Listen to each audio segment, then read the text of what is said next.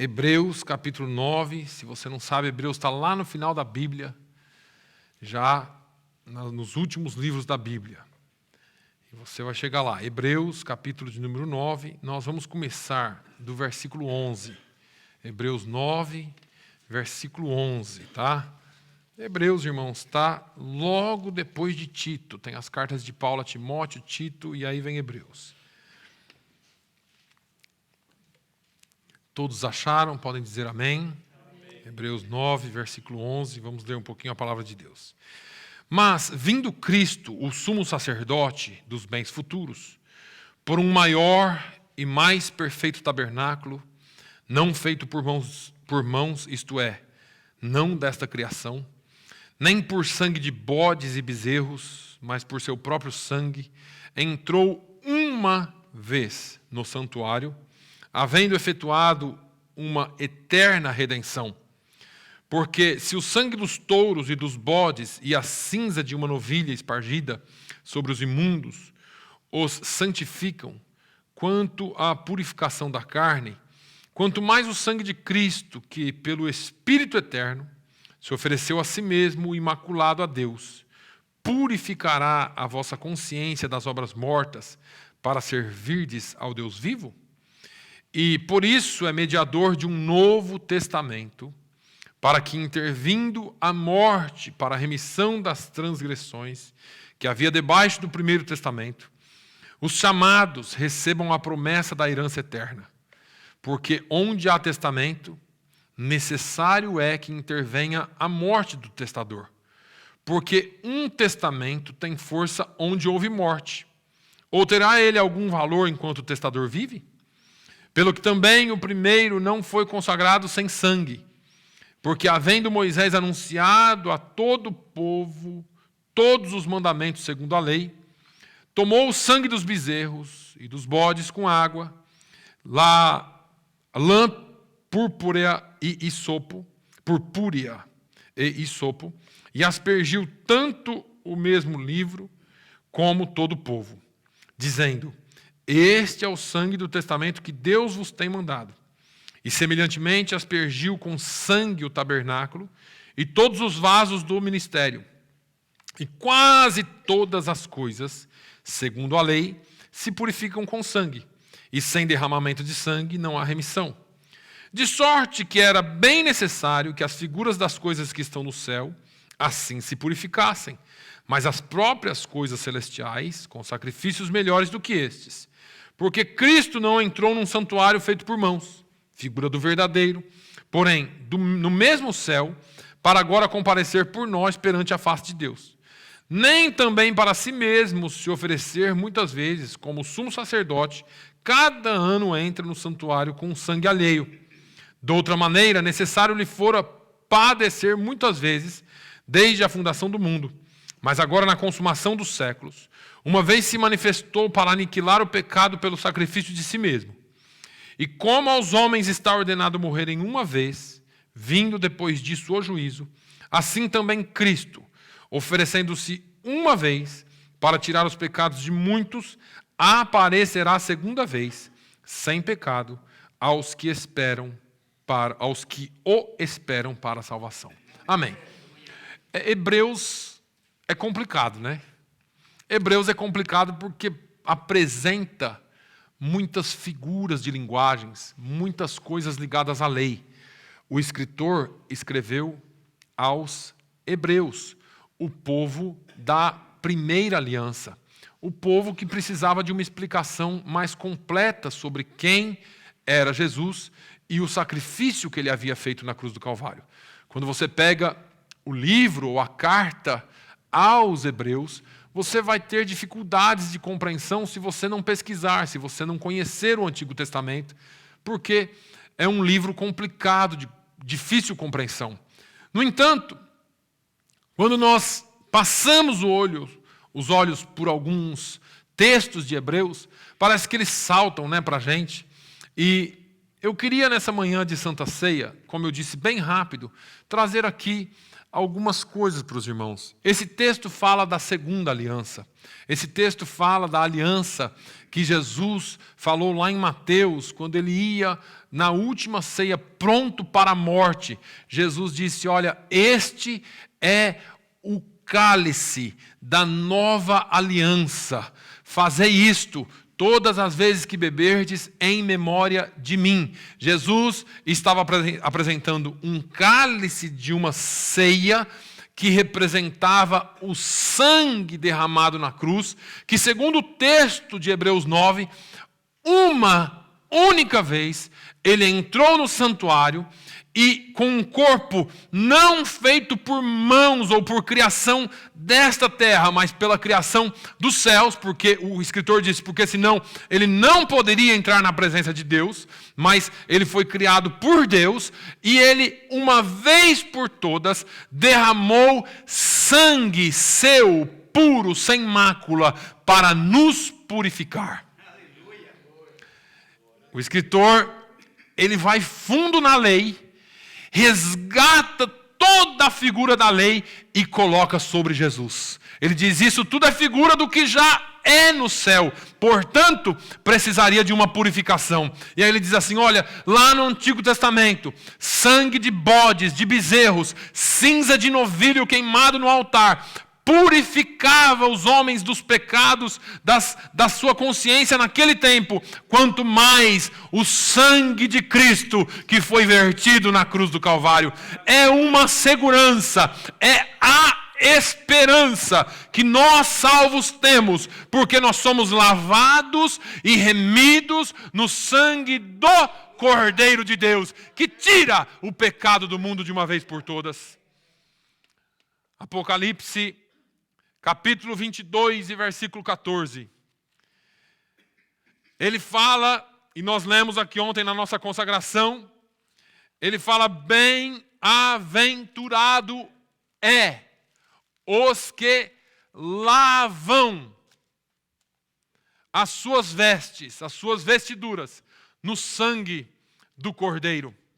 Bem-aventurado é a bênção que nós temos da salvação, de termos as nossas vestes. Veste fala do nosso exterior, mas fala também do nosso interior, porque ninguém chega sujo diante de Deus. Ninguém chega diante de Deus com as vestes sujas, com a roupa suja, com a mente impura, com o coração impuro. Ele diz, bem-aventurados são os que lavaram, ou os que lavam as suas vestes no sangue do Cordeiro. Significa que todos nós, todos os dias, todos os instantes, precisamos estar na presença de Deus. E quando falhamos, quando erramos, o nosso escritor, o grande escritor, o grande discípulo João, ele escreve assim, olha, se pecardes, lembrem-se, vocês têm um advogado, e aqui o escritor aos Hebreus diz,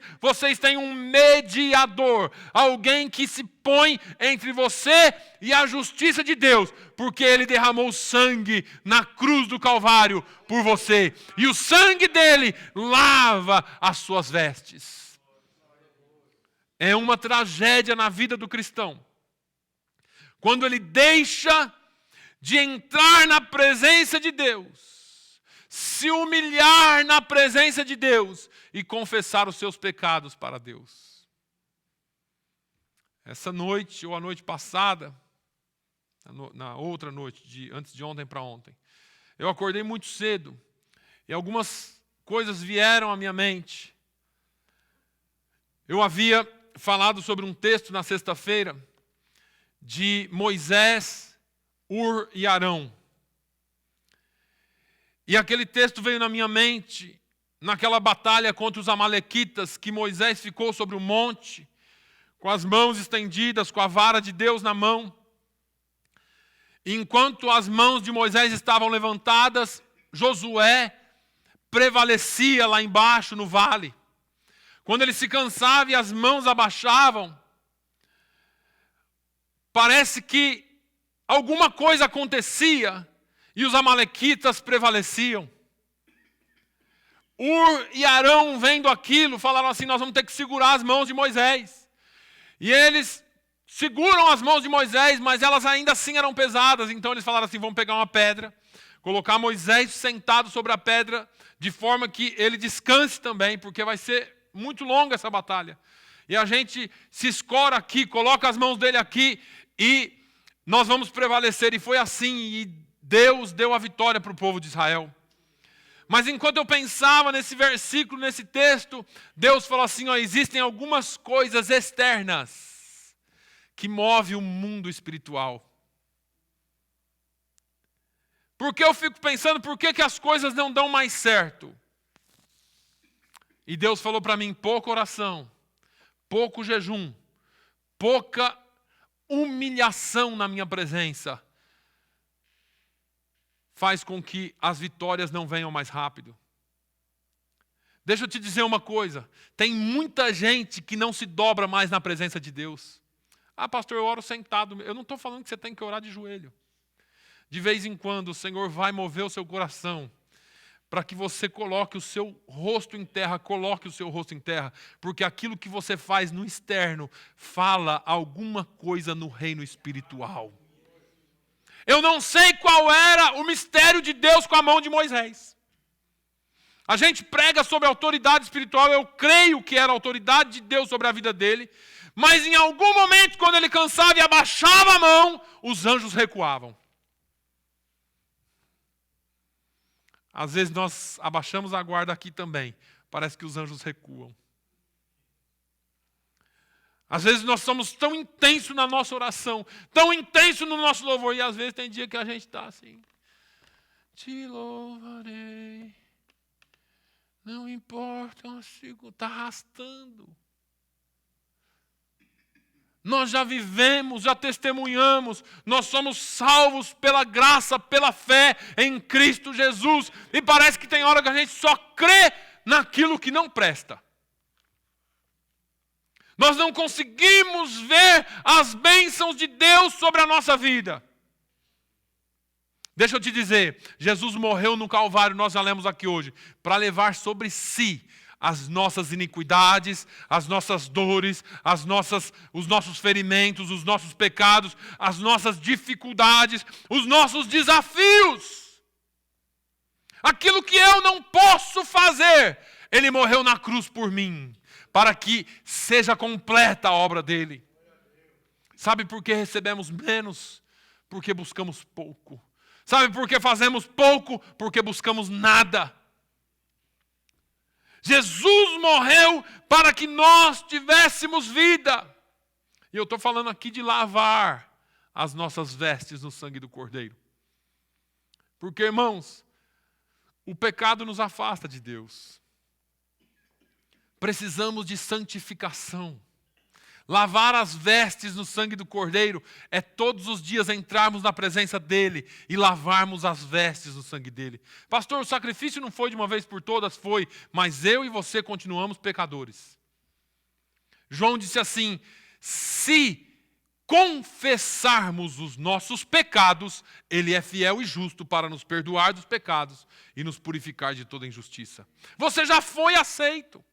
Foi João mesmo que disse que ele veio para os que eram seus, os seus não o receberam, mas todos quantos o receberam, foi-lhes dado o poder de serem feitos filhos de Deus. Eu e você somos filhos de Deus. Por que não vivemos a plenitude de sermos filhos de Deus? Porque às vezes crer na desgraça é mais fácil do que crer naquilo que Deus pode fazer. Eu falei aqui sobre oferta, falei de fé.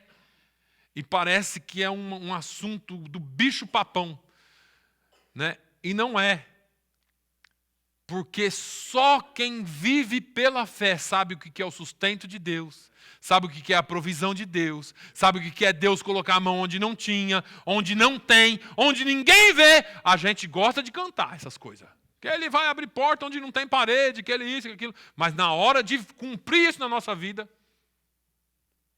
Então pega aqueles CDs daquelas cantoras de fogo que você tem lá na sua casa e joga fora. Porque se nós não podemos viver isso na nossa vida, irmãos, né?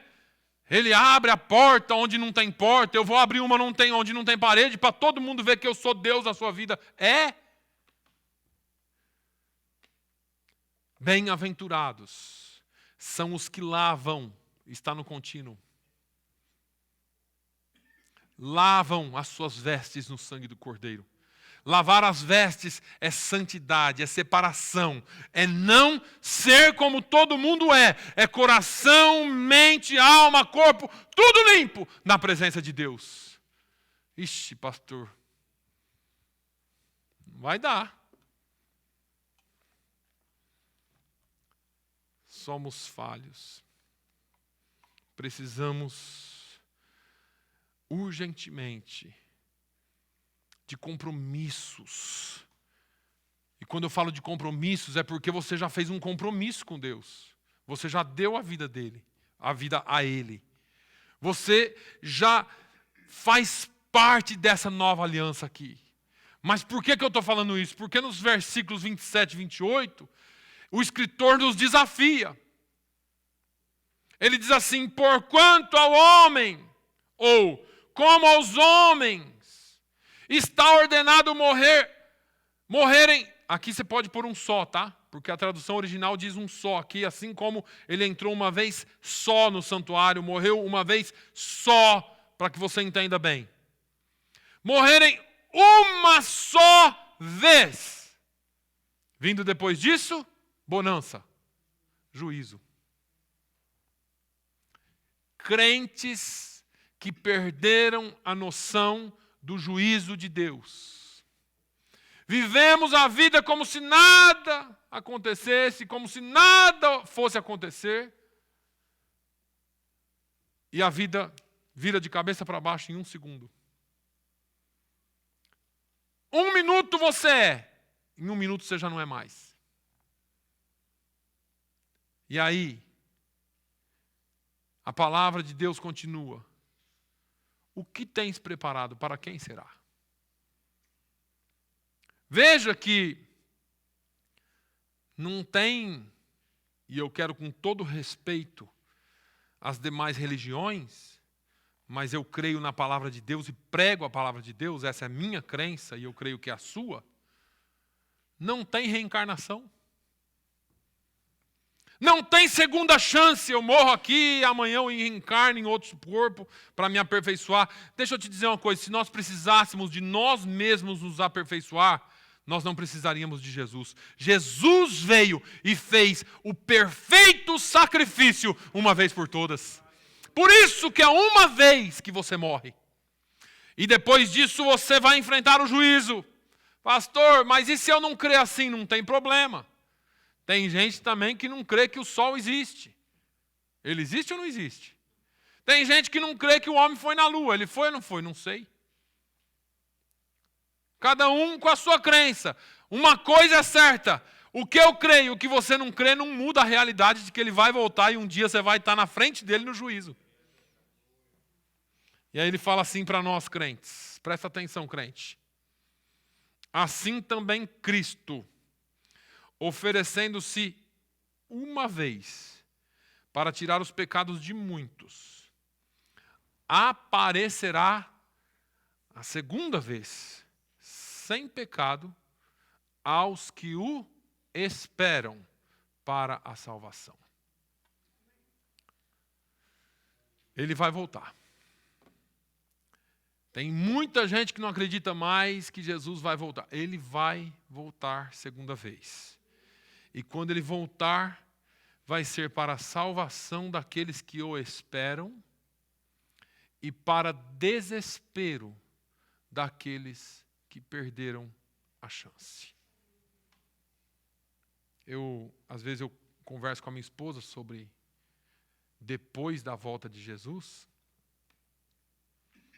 porque algumas pessoas explicam biblicamente uma segunda chance pela morte, da qual eu não creio, porque eu não acho base bíblica para ela.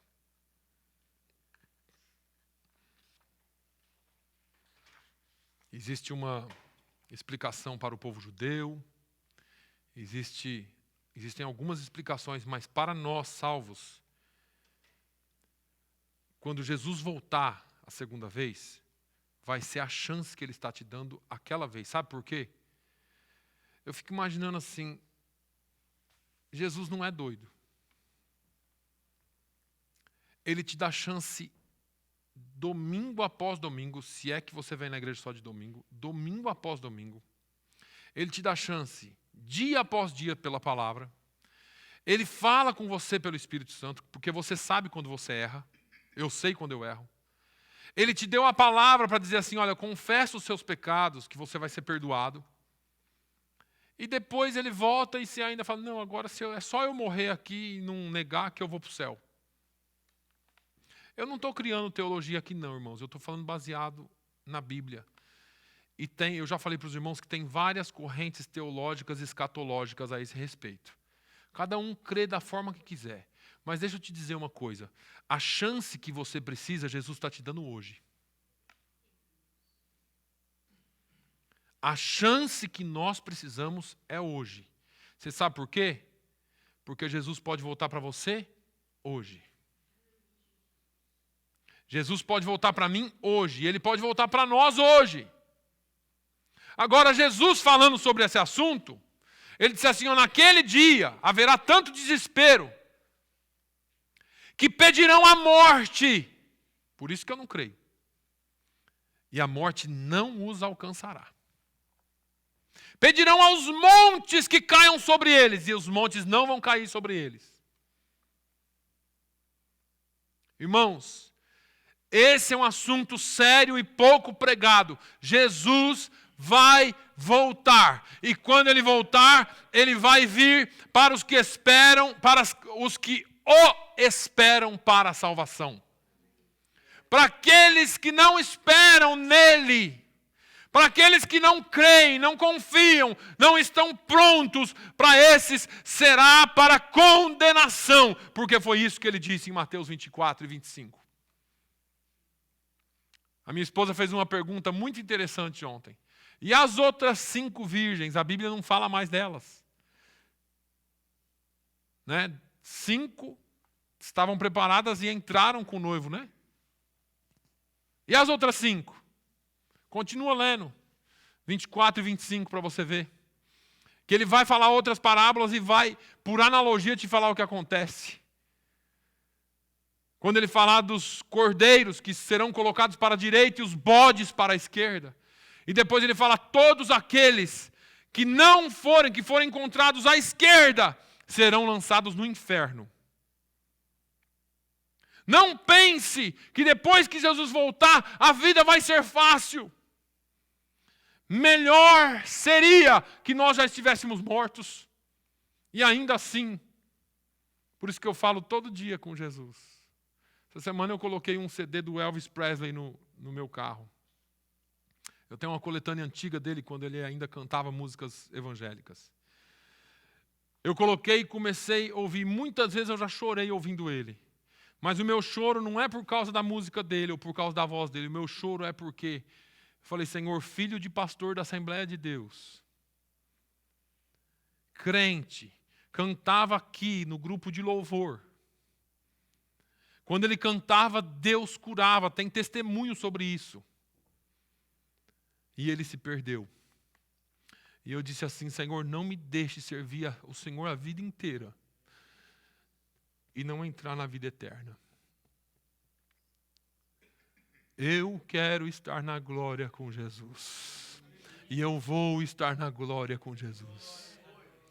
Eu não quero servir ao Senhor só de aparência. Eu não quero vir na igreja todo domingo, toda quarta, toda quinta, sexta, e depois Jesus voltar e eu ficar, ele voltou.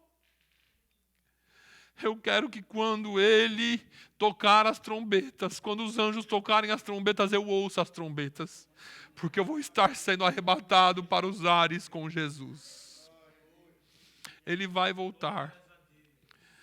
Este é o novo concerto, é a nova aliança que ele fez comigo e contigo. Uma única vez, para que você tivesse vida. Para que nós tivéssemos vida e vida em abundância. E ele virá para todos aqueles que o esperam. Não deixe as coisas do mundo te pegar. Confesse hoje o seu pecado, porque Paulo diz que aquele que come e bebe indignamente, come e bebe para a sua própria condenação. Confessa. Paulo não falou para você não cear, Paulo falou para você confessar. Você tem a oportunidade hoje de falar com Jesus. Enquanto eu saio para lavar minhas mãos, para nós fazermos a ceia, alguém do grupo do louvor vai estar aqui tocando ou cantando. E você vai estar clamando. Se você sentir vontade, ajoelhe. Se você sentir vontade, você chore na presença dele. Mas confesse hoje o seu pecado, porque Jesus está voltando. Jesus está voltando para um povo escolhido, especial, zeloso e de boas obras. Sede zeloso, sede zelosa, que o Senhor nos perdoe pelos nossos pecados e que nós possamos ser achados dignos de entrar nas bodas do Cordeiro. Que o Senhor te abençoe. Pai, eu te louvo. A tua palavra é escudo e broquel. A tua palavra é espada que esmiuça a penha. É martelo que esmiuça a penha. É espada que penetra na divisão da alma e do espírito, das juntas e medulas. E ela é apta para discernir as intenções do nosso coração. Oh, meu Deus, no nome de Jesus, limpa os nossos pecados. Nós confessamos a nossa iniquidade, a nossa impureza, a nossa fraqueza de espírito. Converta-nos, ó Deus, sara-nos e seremos sarados. Purifica-nos, Senhor, e seremos purificados, é o que a tua palavra diz.